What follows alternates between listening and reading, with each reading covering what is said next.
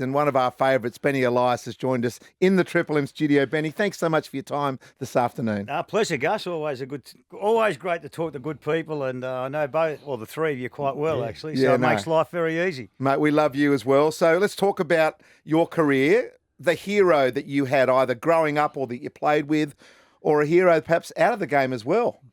Well, you know what? The hero of my game was the game of rugby league itself. I just idolised it. It was my worship ever since I was the age of 6, and watching the football on TV, Rex Mossop calling the footy, and I just fell in love with it. And as I got older and I started to get so into State of Origin, Wally Lewis became my hero. Yeah. Because Wally, even being a Queenslander and me being a New South Wales person, it was just phenomenal what that bloke did on the football paddock. And you'd always think next year he couldn't do it. And I remember in 1980 when it first started to 1985, Wally had such an impact. Obviously the Arthur Beecham and Tommy Rodonics when they first started. But Wally just took charge and he owned State of Origin football. And you don't think of State of Origin without Wally Lewis. And he became my hero. And all of a sudden, in 1985, I actually met and played with and against Wally Lewis. Wow. So, it's sort of your dream come true meeting your hero. Well, speaking of heroes, it's an iconic moment. I know when I was back in Serena watching Origin, you were a guy that I looked up to. But when your mum and you were on the field and you had that blood and your mum was there, mate, how good are mums? Like, they don't care, don't they? Like, explain that to us. And you're so tight with your mother. Yeah, look, Del, I think everyone listening right now would understand how much their love for their mother is. And, you think that's a special love, but the mother loves you 5 times back even more. And she didn't give a shit about the blood and coming on the Sydney Football Stadium with 15 seconds to go. She was worried about her son. And, she came on, she jumped the fence and she got through the security guards. And with 10 seconds to go, I looked at her and I thought, there's my mum wiping the blood off my head. And I thought, what the hell are you doing here? It was a time where you just sort of realise how much mothers love you. It's just, it's infinite. And it was something very special. And we won that game. It was something and a time that you really share that moment you'll never forget. Benny, you said at the age of 6, the game of rugby league captivated you. What was some of those games that you can remember just vividly as a kid? Well, I was a Balmain supporter from the get-go. It was one of those, Hunter, and Rex Moss would call it the Hunter Douglas. It was the Hunter Douglas game, the Channel 7 game, and watching the Balmain Tigers play against South Sydney, the two traditional clubs who both started in 1908. And it was just that sort of that gamesmanship against both of them and the fierce competition that really got me in love with the game. And, the spectator and listening to Rex Mossop call the football was very, very special. And I had the great pleasure of meeting Rex Mossop as I got older. And I told him about, how much influence he had on me.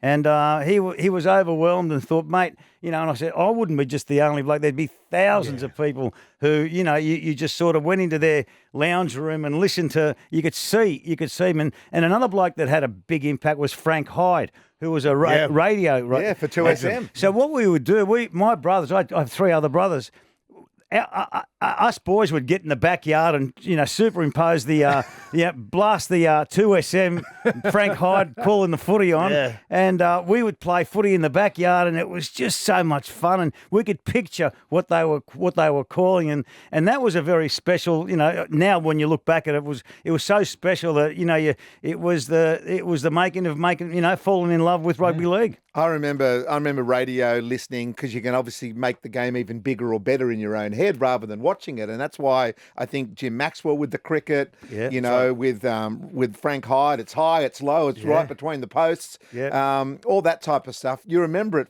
for life. Well, Rabbits was a big man when you talk about the voice, and he was the greatest voice of rugby league. He took over from Rex, really, didn't he? He took it over from Rex, absolutely. And Graham Hughes was a great caller at the time. He was just so. You could picture it. I close my eyes now and I can almost, remember the calls of some of the big games that you used to watch, and it was through the voice of those commentators that made it so colourful. Benny, you've had such an incredible career. What were some of the highlights that you look back on most fondly? Oh, look, without doubt, State of Origin was very special. 2 grand finals with the Balmain boys, mate. Staying with, one club all my life was very special because, the other blokes like Blocker Roach and Wayne Pearce and Paul Sirenen and Gary Jack, they were also one man, one club. And we sort of grew up together, and that mateship that you have throughout that whole career, is now. I mean, I was with Blocker only yesterday. We went up to Port Macquarie, did a talk together, and we just reminisced. We spoke for hours in the car driving up to Port Macquarie and just loving what we had gone through and the special moments. I mean, both of you guys in particular would remember and reminisce about the greatness thing of the game is your mateship. And you pick up where you left off, though, always. And you always do. You could see someone 10 years down the track and you pick it up exactly where you left it off, and it's very special. And they're the great things that come out of the game. I mean, okay, you get paid fairly well, but it's the joy and the love for the rest of your life and the memories that we talk about today. What got you in love with the game, and they're the things that no one can take away from you. And they're the things that you play for, you train for. You train hard and you play for fun, and that was my motto. And I just seem to thrive on that.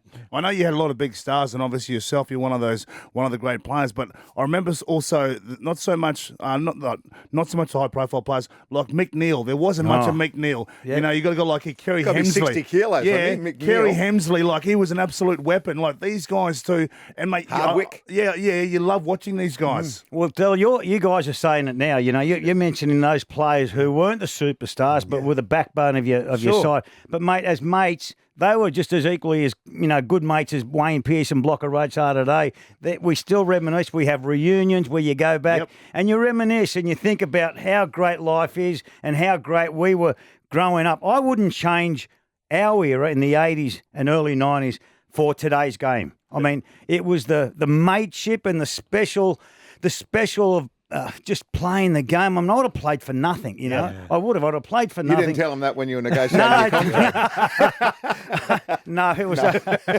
But I had many a chance to go elsewhere for more money than stick with the Balmain Tigers. And I remember Bob Fulton rang me up in 1994. He virtually guaranteed me a kangaroo spot on the kangaroo side if I'd left the Tigers and went over to Manly. And unfortunately, I declined because, Keith Barnes, who I absolutely admired, legend, who was our CEO at the time, just sort of talked to me and realised how important it was to be a one-man, one-club sort of person. And that loyalty, I think, it just sort of resonates in not just in the game of rugby league, but in everything. And I understood that. And when I said to Bob I wouldn't go to Manly, he signed a bloke named Jim Sedaris, who had never played representative football. Yeah. And, 3 weeks later, they pick a State of Origin. They pick the Kangaroo tour, which I think you went on, Del. Yeah, me and Steve Menzies were the youngsters, and Jim Sedaris was on that tour. Well, I got Representative Player of the Year that year, and unfortunately, I'm waiting for my name to be read out, and there was no name. So that shows I thought, how much influence did Bozo have with Ken Arthurson, who also a Manly, love John Quayle. Wow. But not Quayle. I just think Arco and Bozo had such a big pull with the Australian side back then, and it was disappointing, and I retired a couple of weeks later. Wow. Well, there's no doubt in the world for just hearing that story, exactly what went on there. You talked about your highlights that Jude mentioned, but the 2 grand finals. For Tigers fans, obviously they got one in 2005, but it's not the same because it was a merger club. Yeah, Balmain, The simple fact is you're such a class side, a bit like the Canberra Penrith grand finals that should have been split 1-1. Well, you didn't get that split. No, we never. Gosh, unfortunately, in 1988 we made the grand final from a playoff, and it was a special time. We had the great Ellery Hanley here, who came over from England, was the English captain, and Keith Barnes had some terrific vision to buy players like himself, Gary Schofield, Lee Crooks. Yes. They were great Englishmen who played, and we brought them over here to play in the big game, in the NRL, which was the ultimate. Cup, and they came over here, and I'll never forget that Ellery Hanley made such an impact. He just absolutely turned the game upside down, inside out, and probably for a bloke who I only played 9 games with, was probably one of the most influential blokes I'd ever sort of. You only played 9 games with him? Yeah. At all? Wow. It was only- See, if I reckon that trivia question, they would have said that he played for 2 or 3 seasons. Yeah. Because he had such an impact. He had such an impact. It was frightening. And when they asked me who my top 10 players in the world I've ever played with or against, he was certainly up there in the top 9 3. games. Oh, it was amazing. What was his biggest strength, do you think? Because I remember growing up watching Martin Afar and guys like him. Yeah. And then, you're talking about some of the great, rugby league players in the world. What was his biggest strength? Well, I was fortunate to pick up Ellery at the airport with Keith Barnes, and his professionalism, he wanted to know everything about the game before we even hit the paddock. And he's asking me about about set plays, calls, what's the attitude, what's the dietary, program. He was such a professional bloke, and I thought, wow. And I didn't realise how professional he was until I lived around the corner from him, and until I found out he never drank and didn't touch a drop of alcohol. He was totally focused on. He goes, I came over here for a job to do, and I'm doing the job. As best I can. He was like a Pommy Wayne Pearce when it came to preparation. He actually made Wayne Pearce look like a bloke in the pub. Look like Roachy. Well, but he was so professional and I couldn't believe how much he took in probably the first week of being at the club. Awesome. He knew every move, back to front, inside out, and that takes a lot of time and effort, and that was the impact that he had on our club. You're on the West Tigers board now. You've just said you're in the car with Roachy the whole way up to a speaking gig. How do you currently view the Benji Marshall era now? I have to pull you up there, Jude. I used to be on the board of the West Tigers when we won the premiership there in 2005. Yeah, well done. But I resigned from the board some 10 years ago. Okay. And unfortunately, it's very frustrating now what we see on the board there. And I always believe that what's on the board and starts at the very top sips all the way through down. And 100%. I think in any whether it's not just in rugby league or in AFL, business, isn't it? Yeah, it's in business, it's in everything and it all starts at the top. And the buck stops and finishes with it. And the great thing about sport is the scoreboard. If you got beat 50-0, you've had your ass kicked and you haven't prepared for that game, or you're no good, one or the other. So our club now, which has been very, very highly documented right around the country, that the West Tigers have now had the wooden spoon last year, 2003, and looking down the barrel at 2004, being a wooden spoon back to back, which no club has ever done. That is certainly something that you really don't want to have. And unfortunately, we're here now, and unfortunately, we're looking down the barrel of being a wooden spoon for 2. So you got to go back and you got to ask the question. You got a chairman, you got a CEO, and you got half a dozen people on the board there. Members, yeah. And the unfortunate part about our club is that the members you would think would be the people who dictate and make sure that they're the people who they vote for the board. Yeah. This club does not have that infrastructure. No matter how many, we could have 300,000 members, but the board have no. There is no way the members can. There's no way. There is no way. That's right, Gus. Good like the Dragons. Thank you. There's no way, and it's so frustrating. It frustrates. You can see the frustration in me when you start to talk about this. It really does get up your nose, and they should make the difference. Of course, it's the people's game. Yeah. It's the people who dictate and make sure that your club is, whether on the top or bottom, and they should have some say. They have no say whatsoever. Even if they put their hard-earned bucks on there, they still can't have the output of making the board their vote. Yeah. Yeah, the changes should come from the people that, no, it is a shame. We can see the frustration in you. Would that be one of the hardships, or is there another hardship perhaps when you're a player? I mean, having to retire after Bozo basically gives your jersey to someone because he didn't like the fact that you didn't join him. That's a huge hardship because you literally had that wonderful connection with Walters. It was always 2 of you at Origin level playing against each other. Who was going to be the Australian hooker? And then all of a sudden, Jimmy Sedaris. I mean, with all due respect to Jimmy. Jimmy's a great bloke. He's not lacing up your boots. But anyway, look, when you talk about a disappointment on the paddock, you can't go past 1989 when we in the grand final against the Canberra Raiders. We were odds on to win that game, and You know, I miss a field goal from right in front and hits the crossbar. It comes back into the game. Blocker Roach and Paul Sheeran get replaced. You know, with so it was no interchange back there, Jude. Yeah, so there was no interchange. That was Warren Ryan's worst call as a coach. Yeah, of course it was. No question. You know, I think Dell gets it spot on. And I've got I think Warren Ryan is probably the best coach that I've ever had. Right. No, but those decisions of replacing those two big. They're strike power blokes. Yeah. And no one was to know it was going to go into extra time. Meggsy Neal gets ankle tapped with the line wide open. Mal Meninga just gets him. And Gary Jack drops a ball with 3 minutes to go in front. It just those frustrating, those little moments, as you know, just went wrong for us. And but then you have a look at the Canberra Raiders side. Yeah. All of a sudden, overnight, they became superstars. Yep. Blokes like Gary Belcher, Steve Walters, Lazarus. Then you had Ricky Stewart, Laurie Daly, Mal Meninga. Pretty good side. Pretty good side. Can I take you back? Like that kick, I know that you're a student of the game, you're meticulous. You couldn't have done it. Sometimes it's like when Thurston misses that goal in that grand final and then he kicks the field goal. But mate, how many times is that replayed in your head? Because I know there's that much in it. There's an inch in it. Oh mate, yeah, I still hear the ting with the crossbar and the ball coming back. I can absolutely. If not one day goes by, someone reminds me of the state of. So you wanted the Appy off the crossbar moment from that game against the Dolphins. Imagine how your life would have changed. Yeah, well, that's right. There's 7 or 8 true legends in that Balmain side. Yes. There that are. never won a competition.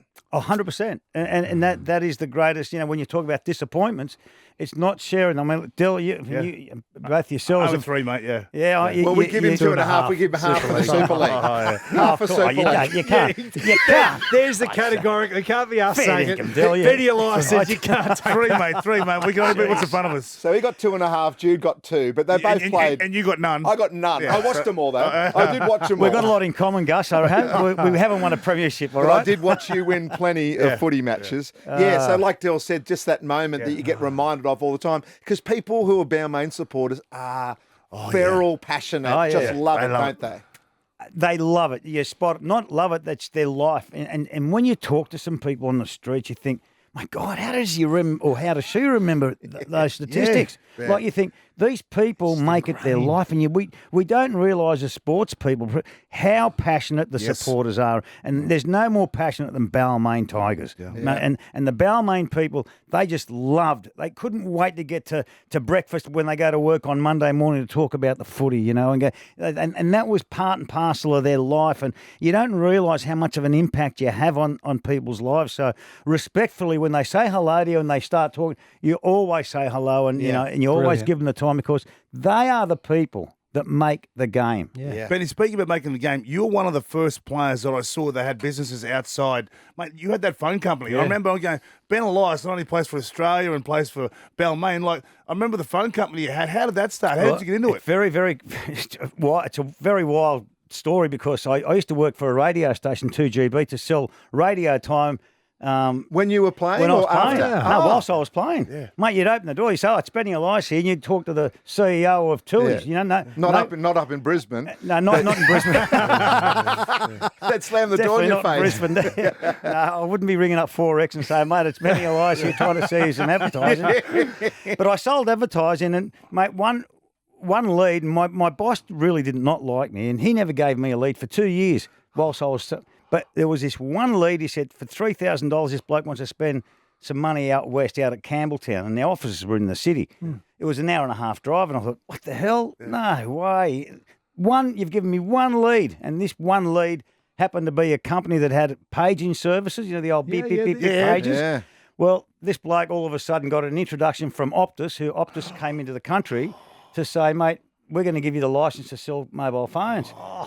So I bring the mobile phone home from this bloke.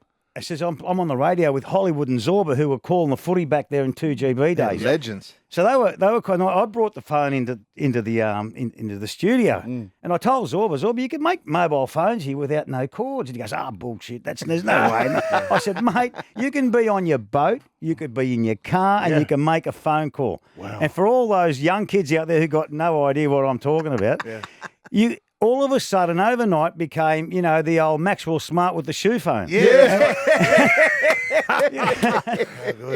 All of it. And so I thought, wow, this is amazing. And we started talking about it on the radio because it was talkback radio, talk for 6 hours, from 12 to 6. And we started talking, and Zorba started using it. He goes, go on the other side of the field and ring me. So I rang him, and it was just unbelievable. So we sold 40 phones from that weekend. And mate, it was such a story. They got us in. Bob Mansfield was the CEO of Optus at the time when he first came out. Bob Mansfield was the boss of Optus. Yeah. He went to become the chairman of Telstra later. Yeah. But he was the boss of Optus. They said, who's this company that's selling these phones? Yeah. And the bloke who'd done the deal with, he goes, mate, Bob Mansfield wants to see us. Oh, so I walked in, and Bob Mansfield knew who I was, and the power of playing football, Del. Yep. Jude, you I get it, mate. understand. It's a great stepping stone. And all of a for those sudden, young he's players. gone, what are you doing? I said, mate, this is like a Oh, wow. and all of a sudden, Well, it just Bob, went from strength to strength. Well done, and, mate. We ended up having 48 stores. We became the biggest Optus dealer in the country. And we sold the business in 2002 when you just knew that there's no more growth. There were 18 million people on the mobile phones network. Yeah. And I thought, there's no more growth here, so I'm going to get the hell out of here. And sold the business. And So you've been a successful businessman because of that? Have you been able to do stuff you really love because of that as yeah, well, Ben? I've done property all my life. My father always said to me when I first started playing football, son, you can't play football all your life. But if you buy a property, they'll give you rent for the rest of your life. And that moment for a minute, Resonated with thought, you. wow, it's true. You pay the rent for the rest of your life. So all of a sudden I thought, I'll buy this house here. And within 3 or 4 years, I ended up paying that house off because with your contract money, I put the whole lump sum back into property. So.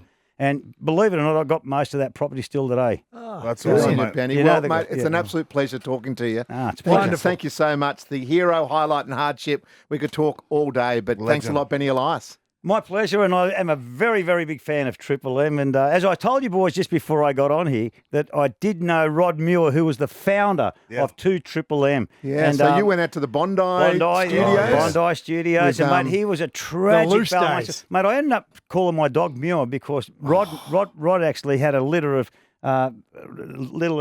dogs that was border collie, and awesome. he said, "Which one do you want?" I said, "There's only one male." And I said, "Mate, I want the male one." So I took the male dog and called him Muir. Yeah, That's so lovely. Good on Rod. Legend. Don't be a stranger, mate. Love you, mate. Thanks, See you Benny. later. Thanks, guys. Sorry about Origin, mate. Oh, mate. Cut that off. Cut that off. Cut it off.